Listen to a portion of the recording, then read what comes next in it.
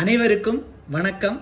நான் உங்கள் விஜய். இன்னைக்கு நம்ம இந்த எபிசோட்ல எதை பத்தி பார்க்க போறோம்னா த 11 ரூல்ஸ் ஃபார் லைஃப் அந்த புக்கோடைய இன்ட்ரடக்ஷன் பார்ட் 2 தான் பார்க்க போறோம். இதுல விராஜுக்கு நம்மளுடைய ஆசிரியர் சேத்தன் பகத் அவங்க சொன்ன ஒரு சில விஷயங்களை தான் பார்க்க போறோம். அதோட ஹெட்லைன்ஸ் என்னன்னா how the world actually works, இந்த உலகம் எப்படி இயங்குது, அதை தான் இன்னைக்கு அவனுக்கு சொல்ல வராரு. அதுல முக்கியமா அவர் சொல்ல வர ஒரு விஷயம் என்னன்னா டேவிட் கோகின்ஸ் அவங்களுடைய ஒரு சில வசனங்கள். அவர் என்ன சொல்ல வர்றாருன்னா, இந்த உலகத்துல யாருமே உங்களை காப்பாற்ற வரப்போறது கிடையாது, யாரும் உங்களுக்கு உதவி பண்ண போறதும் கிடையாது. உங்களுக்கு உதவணும்னா நீங்க தான் முயற்சி பண்ணணும், உங்களை பாதுகாக்கணும்னா அதுக்குள்ள கட்டமைப்புகளை நீங்க தான் வழிவகுச்சுக்கணும் அப்படின்னு சொல்ல வராரு. அது மட்டும் இல்லாம இந்த உலகத்துல வாழ்ற மக்களை 3 விதமா பிரிக்கிறாரு. ஃபர்ஸ்ட் குரூப் எலைட் குரூப், ரொம்ப ரொம்ப பில்லியனர்ஸ், அவங்கள குறிக்கிறாரு. Second group elite protectors, slave minders, elite servers அப்படின்னு குறிக்கிறாரு. தேர்ட் குரூப்பை ட்ரோன்ஸ், ஒர்க்கர்ஸ், லேபர்ஸ், ஸ்லேவ்ஸ், அடிமைகளாக இருக்கிறாங்க, இவங்கள பற்றி குறிக்கிறாரு. இந்த ஃபர்ஸ்ட் குரூப்பில் இருக்கவங்கன்னா ரொம்ப ரொம்ப பணக்காரங்க. அவங்க 10-15 தலைமுறைக்கு எல்லாத்தையும் சேர்த்து வச்சிருக்கிறவங்க தான், அவங்கள தான் சொல்கிறாரு எலைட் குரூப்னு. செகண்ட் இருக்கவங்க இந்த எலைட் குரூப்புக்கு ஒர்க் பண்ணுறவங்க, எலைட் ப்ரொடெக்டர்ஸ், ஸ்லேவ் மைண்டர்ஸ், அதாவது இந்த எம்என்சி கார்பரேட் கம்பெனியில் ஒர்க் பண்ணுறவங்க, டாப் லெவல்லேருந்து பாட்டம் லெவலில் அப்பர் மிடில் கிளாஸ் காரங்க. தேர்ட் உள்ளவங்க லோவர் மிடில் கிளாஸ் காரங்க. அப்போ இந்த 3 விதமான மக்கள் இருக்காங்க. நீ இந்த பேரியரை தாண்டி அந்த எலைட் குரூப் அப்பர் மிடில் கிளாஸ்க்கு மேலே போகணும்னா நீ கடுமையாக உழைக்கணும்னு அவன்கிட்ட சொல்கிறாரு. யார்கிட்ட? விராஜ்கிட்ட சொல்கிறாரு சேத்தன் பகத் ஆசிரியர் அவங்க.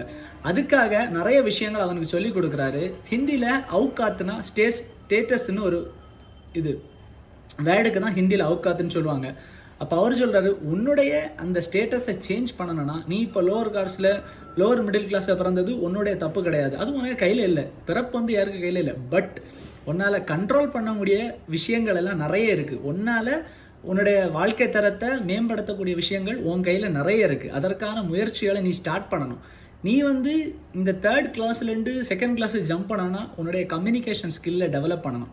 இங்கிலீஷில் நீ நல்லா டெவலப் பண்ணணும். இப்போ நீ பாலிட்டிஷியனை பார்த்தா கூட பாலிட்டிஷியனுக்கு இங்கிலீஷ் தேவை கிடையாது, அவன் ஹிந்தியில் கூட ஓட்டிட்டு போயிடும். பெரிய பெரிய ஸ்டார்ஸ் பார்த்துருப்பீங்க, அவங்களுக்கெல்லாம் லாங்குவேஜ் பெரிய பேரியராக கிடையாது. பட் நாம் இந்த அடிமட்டத்தில் இருக்க மக்கள் அடுத்த கட்ட வளர்ச்சிக்கு போகணுன்னா லாங்குவேஜ் ரொம்ப ரொம்ப இம்பார்ட்டன்ட்னு சொல்ல வராரு. இங்கிலீஷ் கம்யூனிகேஷன் ஸ்கில் ரொம்ப இம்பார்ட்டன்ட். அது மட்டும் இல்லாமல் நீ இன்னும் நல்ல முயற்சி பண்ணி படி, உனக்கு எது விருப்பமோ அந்த துறையை தேர்ந்தெடுத்து படி. நீ இந்த அர்ப்பிதாவை நினச்சிட்டு இவ்வளவு நாள் உன் வாழ்க்கையை முடிஞ்சு போச்சு, அது ரொம்ப ரொம்ப தப்பான ஒரு விஷயம். அதை நீ நினைக்கவே நினைக்காத. இனி உன்னுடைய வாழ்க்கை தரத்தை மேம்படுத்தக்குள்ள வழிகளை பாரு. அது மட்டும் இல்லாமல் உன்னுடைய ஃபிட்னஸ் ரொம்ப ரொம்ப முக்கியம். டெய்லி உன்னுடைய ஃபிட்னஸுக்கு கொஞ்சம் நேரம், உடற்பயிற்சி கொஞ்சம் நேரம் டைமை ஸ்பெண்ட் பண்ணு. இந்த மாதிரியான வழிகளெல்லாம் பண்ணிட்டு வந்தால் மட்டும்தான் உன்னுடைய வாழ்க்கை தரத்தை மேம்படுத்த முடியும். அது மட்டும் இல்லாமல் நீ ஹெல்த்தியான ஃபுட் சாப்பிடு. எது சாப்பிட்டாலும் டைமுக்கு ப்ராப்பராக சாப்பிடு. இந்த மாதிரி நிறைய அறிவுறுத்தல்கள், அட்வைஸ் எல்லாம் சொல்லிட்டு இருக்காரு. அதுக்கப்புறம் என்ன சொல்கிறாருன்னா, ஒரு அயன் கேட் இருக்குது. இந்த எலைட் பீப்புளும் எலைட் ப்ரொடெக்டர்ஸும் சேர்த்து வச்சுருக்க இவங்க ஒரு அயன் கேட்டை பண்ணி வச்சுருக்காங்க. இந்த middle class upper middle class பீப்புளும் எலைட் பீப்புளும் இந்த லோவர் மிடில் கிளாஸ் மேலே வரக்கூடாது அப்படின்னு எல்லா துறைகளிலுமே ஒரு அயன் கேட், ஒரு இரும்பு கோட்டை மாதிரி ஒன்று பண்ணி வச்சுருக்காங்க. நீ அதை அடித்து உடச்சி தான் மேலே வந்தாகணும். அதுக்கான முயற்சிகளை நீ கடுமையாக உழைக்கணும். அதுதான் ஃபஸ்ட்டு லாஸ்ட் வர உனக்கு அதுதான் உதவும். நீ கடுமையாக போராடணும், கடுமையாக படிக்கணும், கடுமையாக உன்னுடைய கம்யூனிகேஷன் ஸ்கில்லை இம்ப்ரூவ் பண்ணணும். அதுதான் சொல்ல வராரு.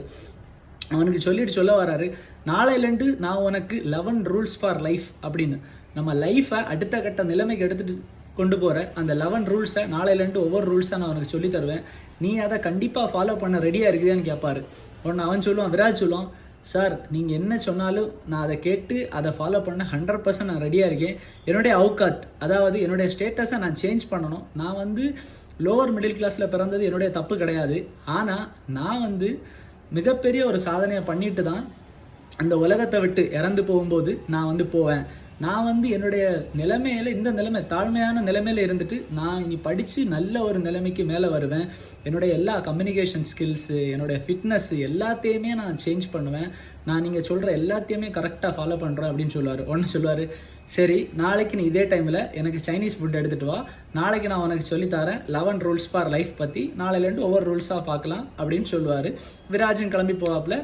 நாளையிலேருந்து நாம் வந்து 11 rules for life per day ஒவ்வொரு ரூல்ஸை பற்றி நம்ம பார்க்கலாம். இதுவரை என்னுடைய சேனலை பார்த்து எல்லா நாளும் எனக்கு ஆதரவு தந்துட்டு இருந்த ஒவ்வொருத்தருக்கும் நன்றி, ரொம்ப ரொம்ப நன்றி. நாளைக்கு நாம் 11 rules for life episode first introduction பார்ட்டில் என்ன ரூல்ஸ் ஃபஸ்ட்டு ரூல் சொல்ல வராருன்னு பார்க்கலாம். நன்றி, வணக்கம்.